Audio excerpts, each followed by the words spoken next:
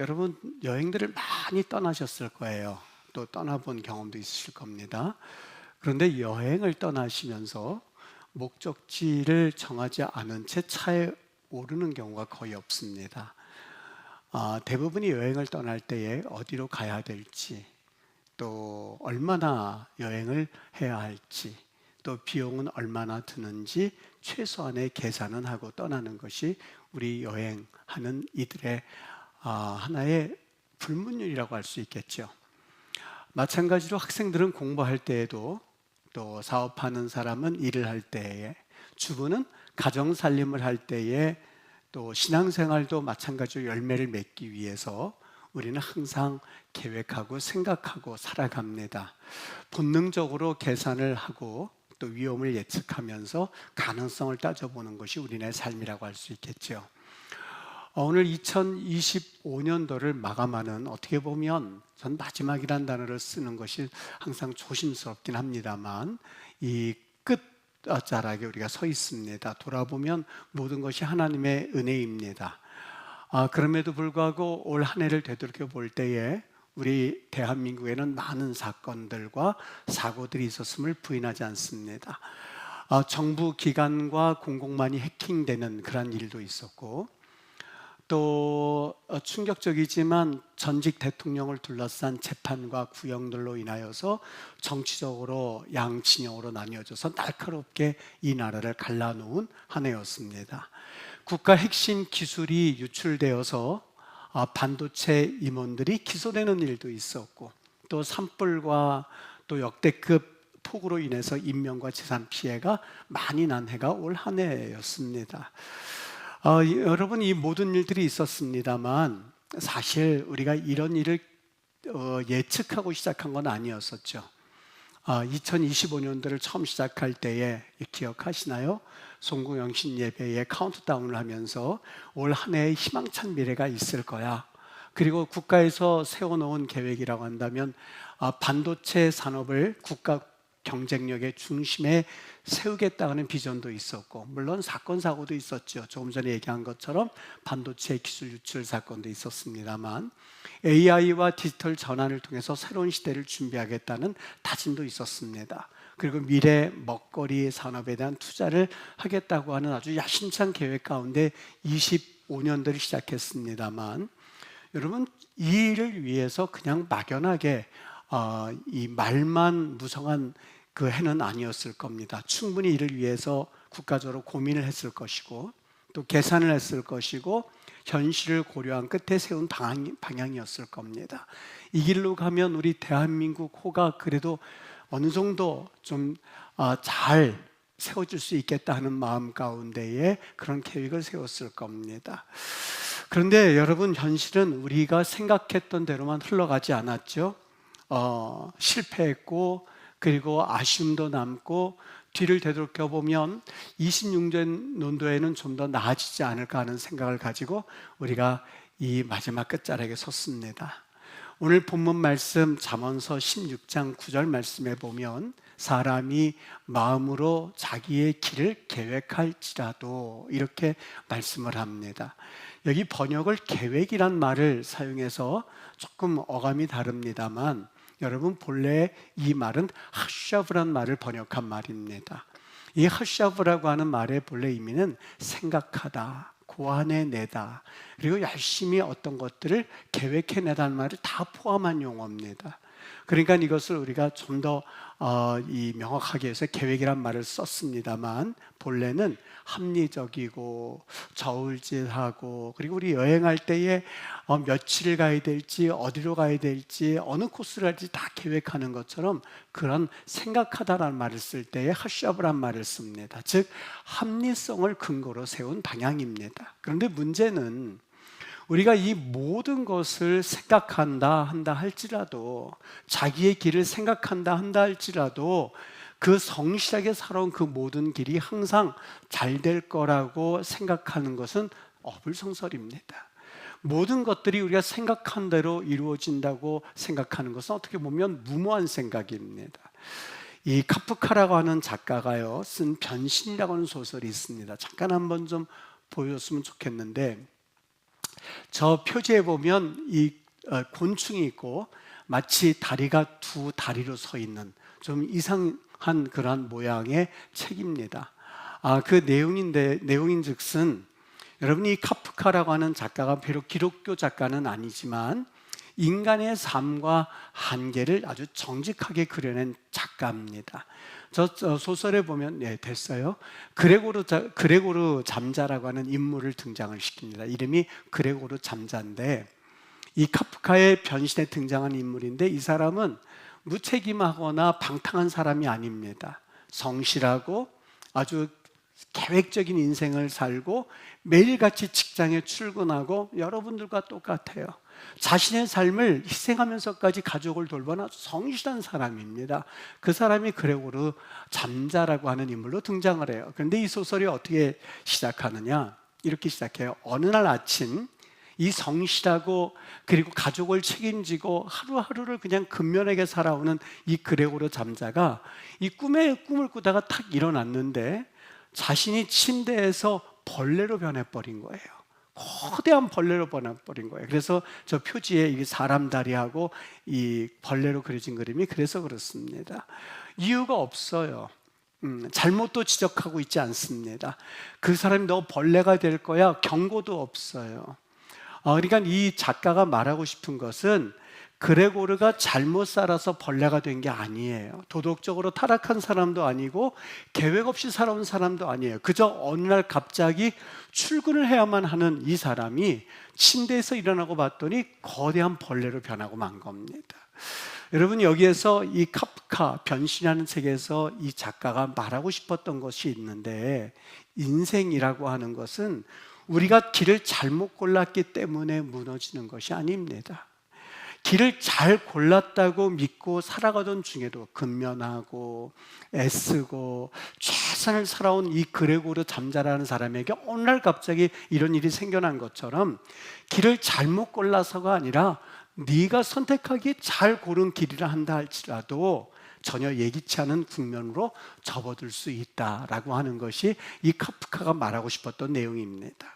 여러분, 여기에서 이 작가가 마지막 부분에서 하나 질문을 던지는데 그 내용이 뭐냐? 인생이란 무엇인가예요.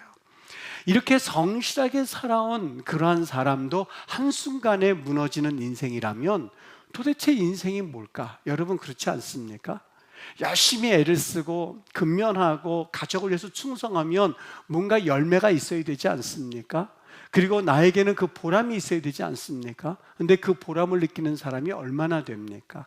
오늘 여기 그레고르 잠자처럼 어느 날 갑자기 벌레가 된 것처럼 나는 열심히 살았는데 가족으로부터 인정받지 못하고 자녀들이 아빠가 해준 게 뭐야? 엄마가 해준 게 뭐야? 라고 하는 이야기를 들 때마다 가슴이 철렁철렁 내려앉지 않습니까? 인간 존재 한계를 생각하고 이 카프카라는 작가가 도대체 인생이란 뭘까? 하는 그 질문을 던져요. 여러분, 그 이유는 너무 단순합니다. 여러분의 계획과 생각이 부족해서가 아닙니다. 오늘 그 작가가 여기에서 말하는 그 질문에 대해서 성경은 이렇게 말합니다. 오히려 정직하게 말합니다.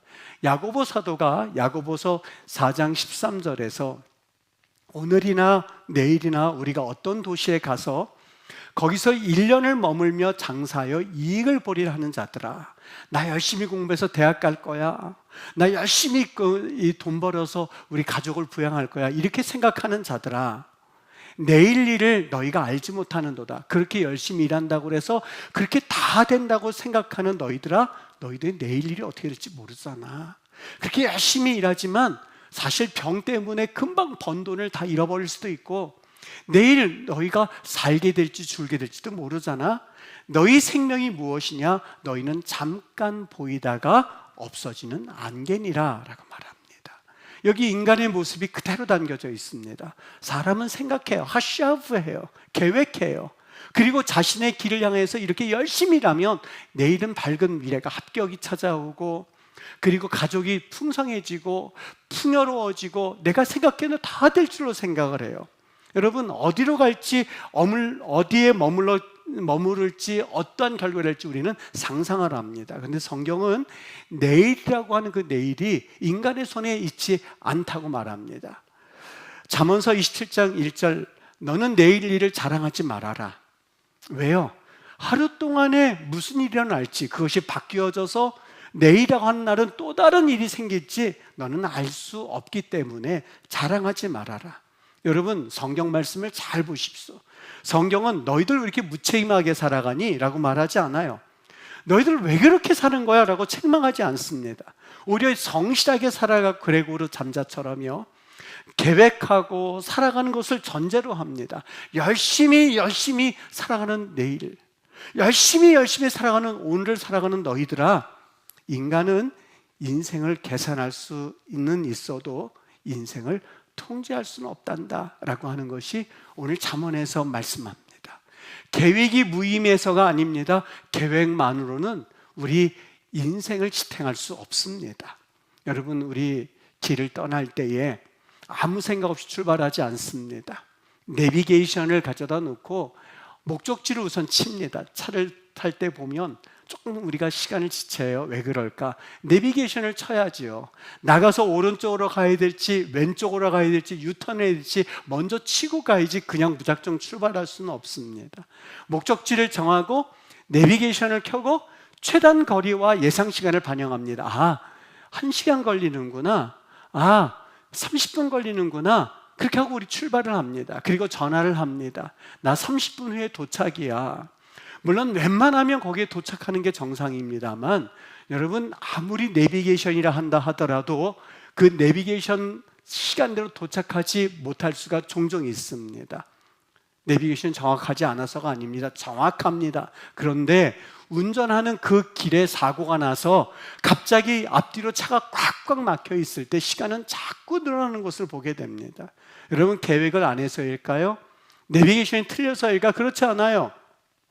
길 위에는, 인생이라고 비유될 수 있는 길 위에는 우리가 통제할 수 없는 변수가 많이 있기 때문에 그렇습니다. 성경에 수많은 믿음의 사람들이 많이 나옵니다. 베드로를 보십시오. 소위 인생의 내비게이션을 가졌던 사람이었었어요. 그가 예수를 모를 때는 열심히 어부로서 살아갔습니다만, 주님을 알고 나서는 나 사람을 낚는 어부가 될 거야, 믿음의 사람이 될 거야, 성령의 사람이 될 거야 하고 예수를 쫓았습니다. 다른 제자들과 달리 나는 실패하지 않을 거야 라고 하는 인생의 거창한 내비게이션을 그가 만들어 놓았어요. 그의 내비게이션에 목적지가 있다면 나는 실패하지 않는 제자로 남는 것, 내가 사람을 낚는 어부가 되는 것, 그리고 주님의 귀한 인정을 받는 제자로 남는 것이 그의 내비게이션의 최종 목적지였었어요. 근데 이것이 무너졌습니다. 예수님께서 최후의 만찬 자리에서 너희 중 하나가 나를 부인할 거야 라고 말씀하실 때에 다른 제자들은 다 가만히 있었는데 베드로만, 다른 사람은 다 주를 버릴지라도 나만큼은 아닙니다. 주님, 내 최종 목적지, 내비게이션의 목적지는 절대 그렇지가 않습니다. 계획하는 인간, 생각하는 인상, 네가 인생을 계획하는 하샤브라고 하는, 네가 아무리 계획할지라도 그의 계획이 거기에 드러나 있습니다. 베드로의 하샤브였었어요. 베드로의 계획이었었어요. 충분히 생각하고 합리적으로 생각하고 내가 나만큼은 헌신하는 것에 이렇게 하면 될 거야, 내 인생이 이렇게 걸어갈 거야, 충분히 생각을 했습니다. 그런데 예수님을 3번이나 부인함으로써 실패했습니다. 여러분, 다윗을 보십시오. 그의 마음에는 사울을 보면서 한 가지 마음에 품은 것이 있습니다. 마치 술에 쩔어 있는 아버지를 보면서 나는 절대 우리 아버지 같은 사람이 되지 않을 거야 라고 생각하는 자녀처럼 그는 왕으로서 그렇게 살고 싶지 않았습니다. 권력을 휘두르려도 나는 이 권력에 빠져 있는 사람이 아닌 하나님을 바라볼 거야. 상황이 절대 허락하지 않아도 나는 하나님의 때를 앞당기지 않을 거야. 그렇게 어느 정도 걸어갔어요. 사울을 죽일 수 있는 기회가 있었음에도 불구하고 그는 사울을 죽이지를 않았어요. 여호와의 기름 부음 받은 자를 내가 어떻게 내 마음대로 할 수가 있겠어? 나는 절대 그렇게 살지 않을 거야 라고 하면서 그의 길을 분명히 했습니다. 2번씩이나 사울을 죽일 수 있었을 기회가 있었음에도 불구하고 그는 사울을 죽이지 않았습니다. 그의 길의 내비게이션의 목적지는 너무 분명했어요. 나는 권력보다도 하나님을 신뢰하는 왕으로 살 거야. 여러분, 누가 보기에도 그의 내비게이션은 명확했고 시간 내에 도착할 수 있는 것처럼 그는 살았어요. 그런데 어느 날 자신의 군대가 모두 아람과 싸우러 갔을 때에 거기에 한 여인을 바라보게 했는데 밧세바였습니다. 그리고 그 여인을 취했어요. 밧세바의 임신 사실을 숨기기 위해서 그녀의 남편을 불러서는 위로하는 척하다가 편지를 써서 그 우리아를 전쟁터에서 죽게 만들었습니다. 여러분, 그의 인생의 내비게이션 50분, 1시간 중에서 20분, 30분은 갔을지 모르겠습니다만 나머지 30분이 교통사고가 났어요. 그리고 거기에 지체하게 됐어요. 권력을 사울처럼 휘두르지는 않았지만 그는 사울보다도 더 파렴치하고 사울보다 더 악랄한 왕으로서의 모습을 그는 온 천하에 그 치부를 드러냈었던 것이죠. 여러분, 왜 그렇습니까? 그들이 하시아브 생각하지 않았기 때문일까요? 그들이 계획하지 않았기 때문일까요? 아니요. 여러분, 교만하지 않아야 될 이유가 나만큼은 괜찮을 거야. 나만큼은 하나님 안에서 나는 신앙이 괜찮을 거라고 생각하지 않게 되기를 바라요. 인간의 보편적인 이야기예요. 베드로와 다윗의 실패는 그의 신앙이 거짓돼서가 아니에요. 그의 계획 자체가 낙해서가 아니에요. 계획은 누구나 할 것 없이 50분, 1시간 다 정해져 있고 그리고 목적지가 정해져 있고 그 계획 자체, 생각 자체를 악하게 하는 사람이 없어요. 그저 인간이기 때문에 그래요. 이것이 성경이 말하는 인간의 실체예요. 사람은 길을 세울 수 있어요. 목적지를 세울 수 있어요. 그러나 그 길을 갈 수 있는지는 사실상 미래인 이상 알 수가 없습니다. 이 카프카의 변신, 그 그레고로 잠자라는 인물을 통해서요, 이 카프카가 하나의 질문을 던집니다. 이 곤충으로 된 이 그레고로 잠자가 곤충으로 변했지 않습니까? 여러분, 이것을 소설을 끝을 맺으면서 가만히 하나 생각하게 해요. 뭘? 그렇다면 이 그레고로 잠자의 인생은 끝난 건가? 무너진 건가? 인간으로 열심히 살던 이 그레고로 잠자가 어느 날 갑자기 벌레로 변했거든요. 그러면 인간으로 있다가 벌레로 변한 이 인생, 그레고로 잠자의 이 인생은 무엇이며 과연 이 인생은 끝난 건가? 그걸 질문을 던져요. 그 질문을 열어놓는 거죠. 이 사람은 열심히 일하는 사람이었을 때 인생은 의미가 있었던 걸까? 과연 여기 벌레로 있는 이 인생은 의미가 없는 걸까? 그레고로 잠자의 인생은 실패한 인생일까? 이거는 끝난 건가? 거기에 질문들은 이제 서로 하겠죠. 답변을 하겠죠.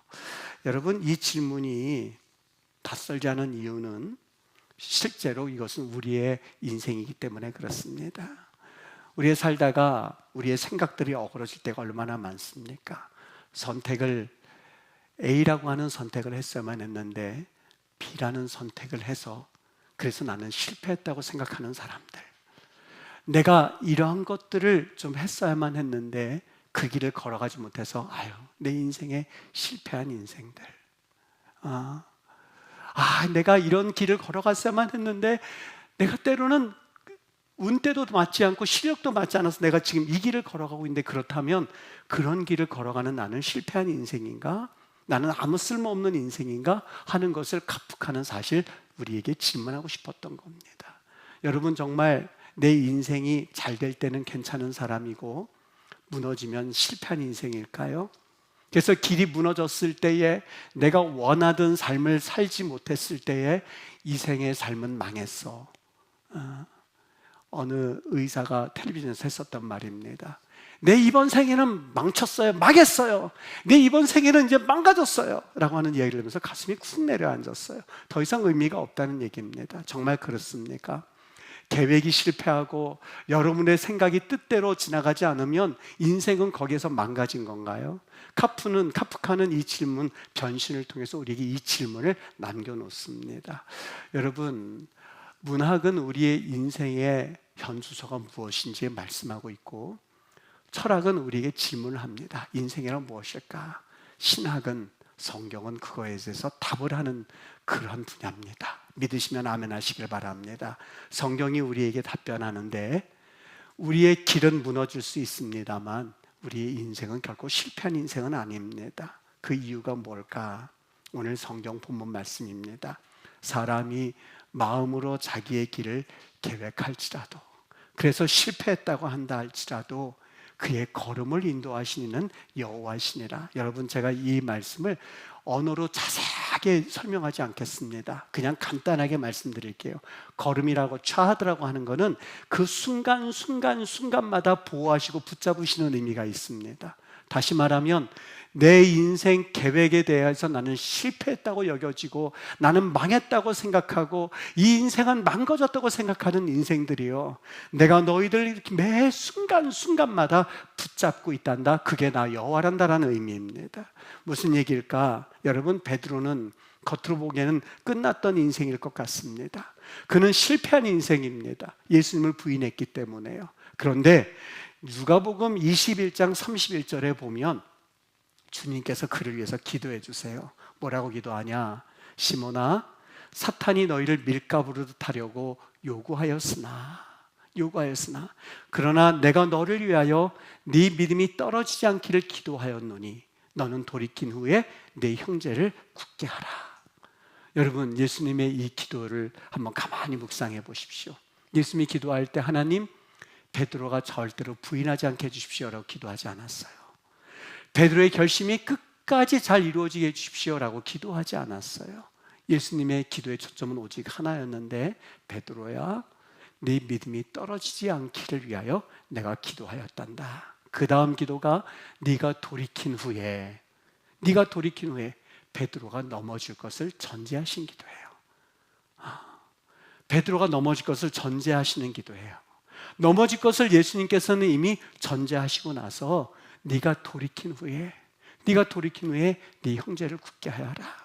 즉, 베드로가 실패라고 여기는 그 순간에도 나는 너를 끝이라고 생각하지 않아.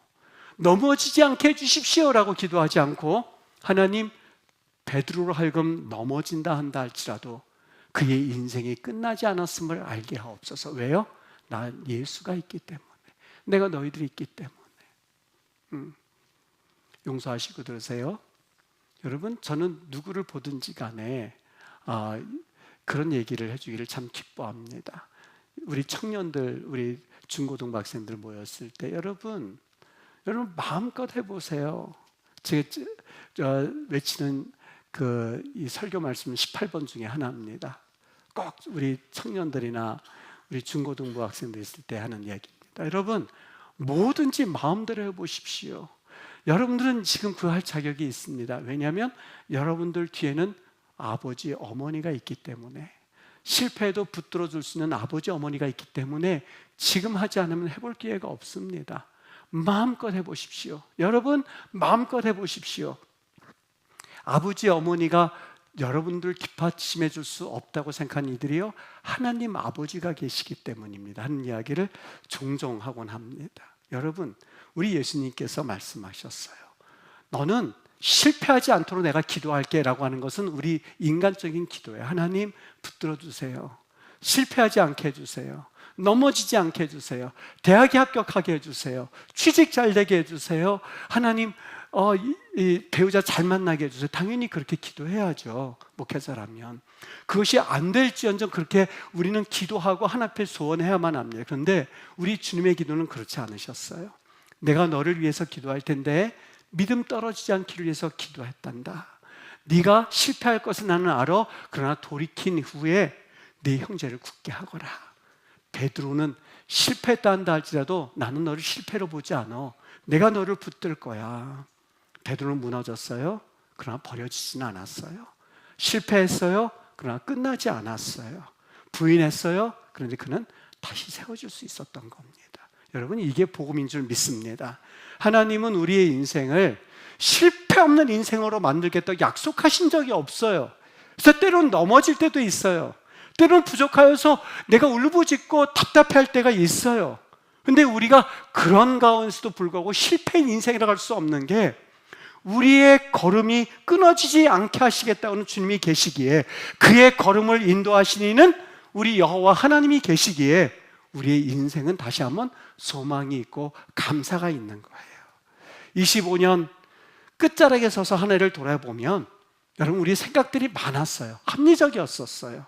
오늘 그렇게 말해요. 사람이 마음으로 자기의 길, 내외 흐를 생각했다 한다 할지라도, 수많은 생각을 가지고 있다 한다 할지라도 너희들이 생각했던 방향과는 지금 한 해를 들어보니까 전혀 생각했던 대로 이루어지지 않았죠.